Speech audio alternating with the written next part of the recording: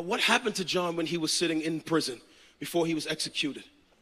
I want to show you in Matthew chapter 11 and verse 1. It says, when Jesus had finished instructing his 12 disciples, he went out from there to teach and preach in their cities. Now, when John had heard in prison where?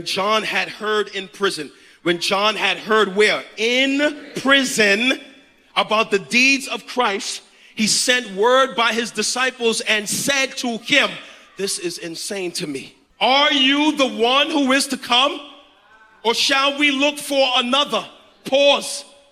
John the Baptist, watch, who was raised around Jesus, watch, who knew that he was the Son of God, watch, who preached to people, there is the Lamb who takes away the sin of the world.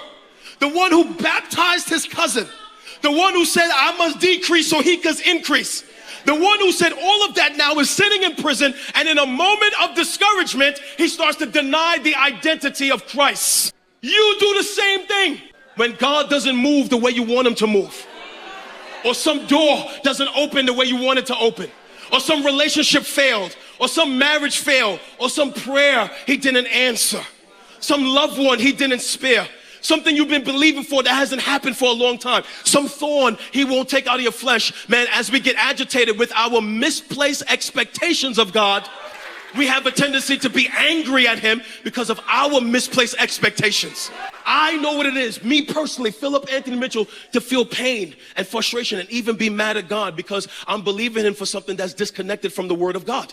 So my expectations of him are based on some sermon I heard, some prophet I heard, some prophetess that told me this was the year of fill in the blank, and a year later go by and I'm still in the same situation, and now I'm mad at God.